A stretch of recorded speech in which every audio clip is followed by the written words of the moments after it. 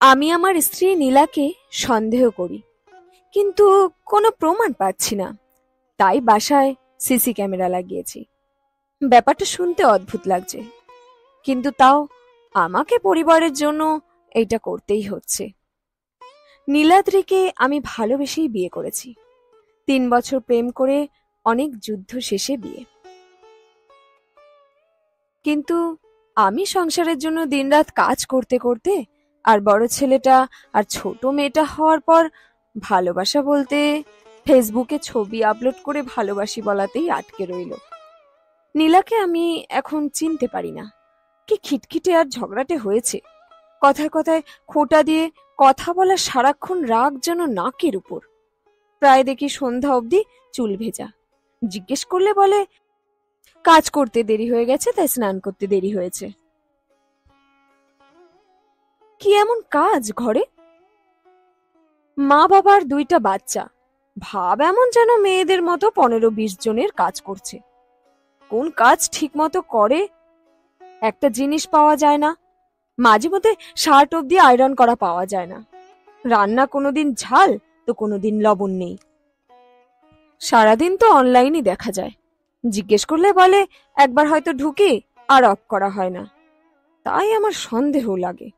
তাই কাল চুপি চুপি সারা ঘরে ক্যামেরা লাগিয়েছি। অফিস থেকে বসে দেখব। আমি মনিটর অন করলাম, ফাইলগুলো নিয়ে চোখ বুলাচ্ছি। নীলা এখন রান্নাঘরে সকালে নাস্তার পরে থালা বাসনগুলো পরিষ্কার করছে। ফাইল থেকে চোখ তুলতেই দেখি নীলা বেডরুমে বিছানা গুছিয়ে রাখছে সব রুমের। অনিন্দু স্কুলে গিয়েছে। 2 বছরের মেয়ে টিয়া তখনও ঘুম। টিয়ার জন্য চুলায় খাবার বসিয়ে রুটি সবজি নিয়ে বসলো। আমরা তো অনেক আগে করেছি। নীলা এখন নাস্তা করছে, সাথে মোবাইল নিয়ে অনলাইন ঢুকলো। আমি এইবার নড়ে চড়ে বসলাম। এইবার বুঝি ধরা খেলো বাছা ধন। রুটি কিছুটা মুখে দেওয়ার সাথে সাথে টিয়া উঠে গেল। টিয়ার কাছে গিয়ে ওকে অনেকক্ষণ আদর করে ঘুম থেকে তুলে নিল। টিভির সামনে বসিয়ে দিল। একবার ওর খাবারটা খাচ্ছে আর রান্না করে টিয়ার খাবারটা রেডি করছে। টিয়াকে খাওয়াতে নিল। টিভি দেখছে, দৌড়াচ্ছে, কত কিছু করছে, কিন্তু তখনও অনলাইন দেখাচ্ছে নীলাকে। কিন্তু ও বাচ্চার পিছনে ছুটছে। আমি কাজ করছি আর মনিটরে চোখ বুলাচ্ছি। মেয়ের খাবার শেষ হলো 1 ঘন্টায়। নীলা আমার কালকের শার্ট প্যান্ট, ছেলের ড্রেস, মেয়ের অনেকগুলো ছোট ছোট ড্রেস সব তুলছে। বাথরুম নিয়ে সব সাবান পানিতে রেখে আবার রান্নাঘরে। ফ্রিজ থেকে মাছ মাংস নামিয়ে মাকে বলল তরকারি কেটে দিতে। ভাত আর টিয়ার জন্য খিচুড়ি তুলে দিয়ে একটা কাপড় নিয়ে ঘরে বসে ফার্নিচার পরিষ্কার করছে। তখনও অনলাইন শো করছিল নীলাকে। মোবাইলে চোখ গেলে এসে তখন নেটটা অফ করে। কাজ করছে, আবার রান্নাঘরে গিয়ে রান্না দেখছে। চুলায় একদিকে তরকারি দিল, খুব দ্রুত আবার পেঁয়াজ কেটে চুলায় দিচ্ছে, আবার মাংস কাটছে। তখন বাবা এসে বলল, চা দাও তো একটু কড়া করে, আর একটু নাস্তা দাও। নীলা চুলায় তরকারি নাড়ছে, আবার বাবাকে খাবার দিচ্ছে। নীলা আবার ছুটছে, টিয়া পিছনে ফ্রুটস খাওয়াচ্ছে। এরপর বাথরুমে গিয়ে কাপড় সব ধুয়ে শুকাতে দিল। নীলা পুরো ভিজে গিয়েছে, কিন্তু স্নান করেনি। এত দ্রুত কাজ করছে কেন? নীলা রান্না শেষ করে সব গুছিয়ে ফেলেছে। তখন মা এসে বলল, বলছি বৌমা, বেগুন ভর্তা করিও তো শুটকি দিয়ে। নীলা মায়ের দিকে তাকিয়ে রইল, কিন্তু কোনো কিছু বলল না। হঠাৎ আমার ব্যাপারটা চোখে লাগলো। নীলা রাগও দেখালো না। এইটা হয়তো প্রতিদিন চলতে চলতে নীলা রাগ হয়তো আগে করত, এখন থেতো হয়ে গেছে। অসহায় লাগছে। নীলা আবার মেয়ের খাবার নিয়ে ছুটছে। কি দুষ্টুমি! যখন খাচ্ছে না তখন একটা থাপ্পড় দিল। তখন মা এসে নীলাকে উল্টা বকা দিয়ে টিয়াকে নিয়ে গেল। খাবার রয়ে গেল। নীলা একটু চা খেতে গেল। তখন টিয়া আবার কান্না। ওকে ঘুম পাড়িয়ে দিল। নীলা চুলায় বেগুন আর শুটকি বসিয়েছে। অন্যদিকে ঘর ঝাড়ু দিচ্ছে। তখন অনিন্দকে স্কুল থেকে নিয়ে এলো বাবা। অনিন্দ এসে শুরু করলো দুষ্টুমি। নীলা অনিন্দ আর টিয়াকে স্নান করাতে নিল, যেন যুদ্ধ করছে। আবার এইদিকে রান্নাঘরে ভর্তার জন্য দেওয়া বেগুন প্রায় পুড়েই গেছে। নীলা ঘর মুছতে গেল। রান্নাঘরে গিয়ে ভর্তা করছে আর ঘর মুছছে। বাচ্চাগুলো টিভি দেখা নিয়ে মারামারি করছে। নীলা পরিষ্কার করা ঘরে আবার ময়লা করছে। নীলা ওদের বকাবকি করছে।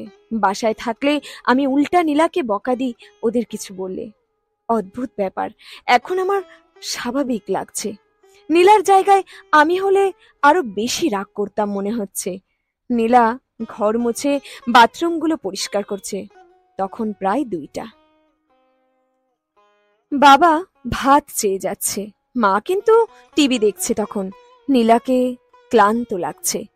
নীলা এক গ্লাস পানি খেয়ে আবার রান্নাঘরে গিয়ে ভাত তরকারি সব এনে টেবিলে রাখলো। বাচ্চাদের জন্য খাবার নিচ্ছে। বাবা চিৎকার করছে, ভাত দিচ্ছ, পানি কে দিবে? গলায় ভাত লাগিয়ে মারতে চাও নাকি? আগে পানি দিবে। নীলা আবার দৌড়ে এসে ফিল্টার থেকে পানি নিয়ে দিল। এইটা তো বাবাও করতে পারতো।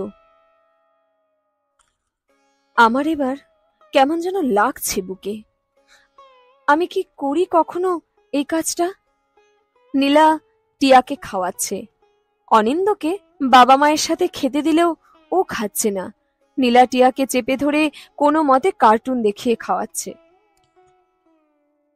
আবার অনিন্দকে খাটের উপর থেকে ব্যালকনি থেকে ধরে এনে পিঠে একটা দিয়ে ভাত খাওয়াচ্ছে। বাচ্চারা যখন খাচ্ছে না, নীলা অসহায় ভঙ্গিতে তাকিয়ে আছে, কারো দিকেই না। কিন্তু নীলা বিরক্তও না, রাগেও না। কেমন যেন নীলা এখনো কিছু খায়নি, তাও বাচ্চাদের পিছনে ছুটছে। তখন মা বাবা নীলাকে আবার বকাবকি করছে, মাছে ঝাল বেশি হয়েছে, ভাত আর একটু ফোটাতে পারো না, শক্ত থেকে যায়। বেগুন ভর্তায় তো লবণের ছিটে ফোটা নাই। সারাদিন তো কোনো কাজ নেই, টিভি দেখো, মোবাইল চালাও, আর 2টা রান্না, আর কি? খাওয়ার সময়ও যদি ঠিক মতো খেতে না পারি কেমন লাগে। নীলাকে চরম বিরক্ত দেখাচ্ছে, কিন্তু কিছু বলছে না। তখনও বাচ্চাদের আরো জোরে জোরে থাপ্পড় দিয়ে ভাত খাওয়াচ্ছে। সবার খাওয়া শেষে নীলা সব থালা বাসন তুলে পরিষ্কার করলো। বাচ্চাদের আরো কাপড় হয়েছে, সেগুলো ধুয়ে শুকাতে দিল। ব্যালকনির চারাগুলি যত্ন করে নিজে স্নান করাতে লাগলো। ওমা, নীলা 10 মিনিটে বের হয়ে গেল। নীলা খেতে বসলো, তখন প্রায় 3:30। নীলা আবার মোবাইল হাতে নিল। কিছুক্ষণ ফেসবুক চালিয়ে ওর মায়ের সাথে কথা বলছে। নীলা ভাত খাচ্ছে। তখন বাবা এসে টিয়াকে দিয়ে গেল, বাবা ঘুমাবে। টিয়া বিরক্ত করছে, তাও খেয়ে নিল। নীলাকে এখন ভীষণ ক্লান্ত লাগছে, কিন্তু রেস্ট নিতে পারছে না। টিয়া ঘুমাচ্ছে না। টিয়া ঘুমালো 5টার দিকে। অনিন্দ তখন কি যেন ভেঙে ফেলেছে, ওটা পরিষ্কার করে আবার শুয়ে পড়ল। 5:30টায় বাবা আবার চা চাইছে। মা চিৎকার করছে, এতক্ষণ কিসের ঘুম? ঘরের বউ এতক্ষণ ঘুমালে ঘর তো লোককে ছাড়া হবে। নীলা উঠতে পারছে না, পা রাখতে পারছে না। তা উঠে আবার ঘর ঝাড়ু দিচ্ছে। বাবাকে চা দিল, সবার জন্য নুডলস বানিয়ে আমার জন্য কিছুটা রেখে দিল। অনিন্দকে পড়াতে বসেছে আর বারবার বাইরের দিকে দেখছে, হয়তো আমার অপেক্ষায়। তখন আমার বুকটা আবার থম দিয়ে উঠল। অফিস থেকে বের হওয়ার আগে দেখলাম শার্ট আয়রন করছে, তারপর শুয়ে আছে, কোমর ধরেছে। বাসায় ফিরে এলাম। আজ নীলার সাথে চোখ মেলাতে পারছি না, কিন্তু এইটা নীলা 10 বছর ধরে করে আসছে। কতদিন হিসাব করলে আমি নীলার সামনে দাঁড়াতেই পারবো না। পরের দিনও সেম রুটিন নীলার, কোনোদিন আরো বেশি। মাঝে মাঝে টিয়াকে কোলে নিয়ে কাজ করে, কারোর সাথে মোবাইল কথা বললে সেটাই ওর কথা। সারাদিন আর কার সাথেই বা কথা ওর। আমিও তো দরকারি ছাড়া পাশে বসে কখনো গল্প করেছি ভুলে গিয়ে আমার তো মনে পড়ে না।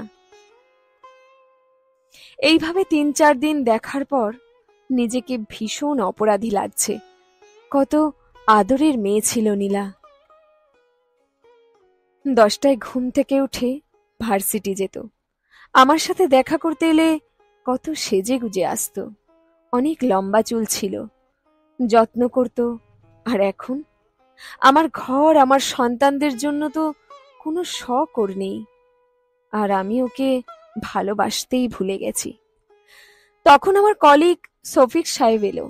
ওনাকে বললাম, শফিক ভাই, আপনার মিসেস তো জব করে, ঘরের কাজ, বাচ্চা, আপনার মা বাবা কে দেখে? আমার মিসেস অনেক করে ভাই। সকালে উঠে রান্নাটা করে আসে। 2টা কাজের মেয়ে আছে, একটা বাচ্চা দেখে আর একটা ছুটা কাজ করে। মা বাবা অসুখ বিসুখ হলে ঝামেলায় পড়ে নার্স আনতে হয়। বাচ্চাটা সবে স্কুলে দিয়েছি, তার জন্য টিচার আছে। বেতন কেমন তাদের? ওরে বাবা, সেটা বলিয়েন না ভাই। ছুটা বুয়ার বেতন 2,000 টাকা, পারমেন্টটা 5,000 টাকা, টিচার 3,000 টাকা, নার্স আনলে তো ডেইলি 1200 টাকা। আপনার তো ভাই সেসব খরচ নেই, সব একা মিসেসই করে ফেলে। আর আমরা ছুটির দিনে প্রায় ঘুরতে যাই। মিসেস সারা উইকেন্ডে কাজ করে রিল্যাক্স চায়, সেটাও একটা খরচ। তারপর ভাই মেয়েদের ধন্যবাদ দিতেই হয়। আমার মিসেস সারাদিন কাজ করে, আবার ঘরে সব দিকে নজর। কাজের মেয়েটাকে আসলেই ধন্যবাদ, এত কিছু সামলায়। আমার নিজেকে এখন অপদার্থ মনে হচ্ছে। টাকা দিয়ে কাজ করানো কাজের মেয়েকেও ধন্যবাদ দেওয়া যায়, কিন্তু সব কিছু বিসর্জন দিয়ে সে এত বছর ধরে আমার সংসারে বিনা বেতনেই কাজ করে যাচ্ছে।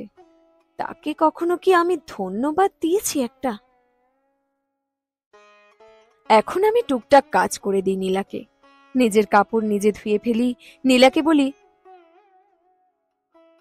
আগে তো কত সেজে থাকতে, যত্ন করতে, এখন করো না কেন? আগে তো দেখার মানুষ ছিল, এখন আছে নাকি? আমাকে বলো কি কি লাগবে, এনে দিব। নীলা ভ্রু কুচকে তাকায়, আবার মিষ্টি হাসে। খাওয়া দাওয়ার আগে টেবিলটা ঠিক করে রাখি, পানি নিয়ে রাখি। মাঝে মধ্যে ফার্নিচারগুলো আমি মুছে রাখি।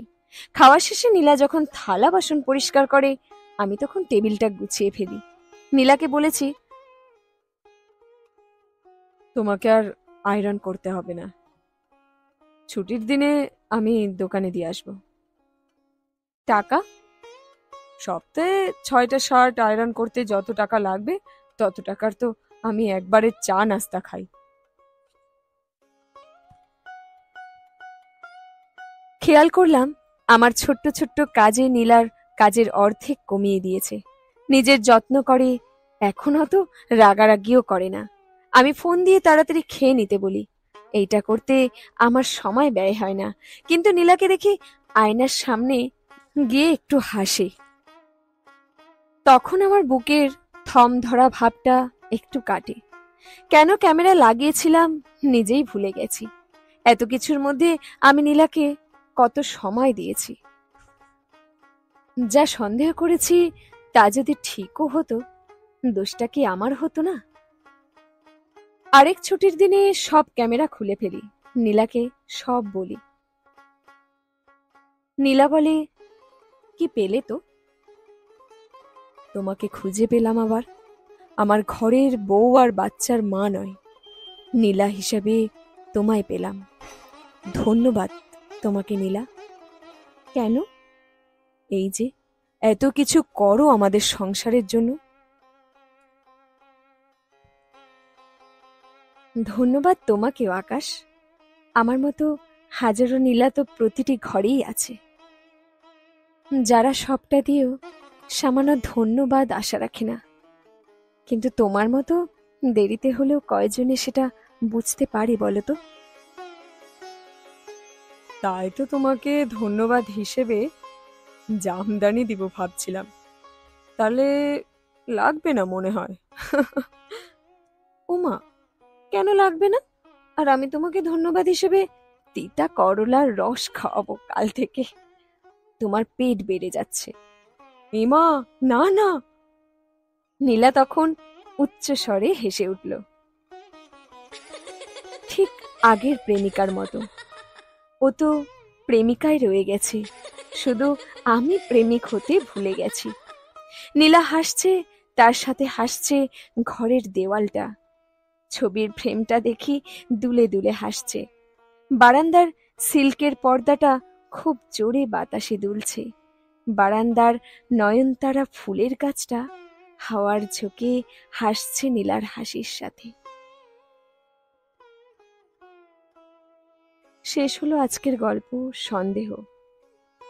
কলমে মোহাম্মদ রিজাউল হক।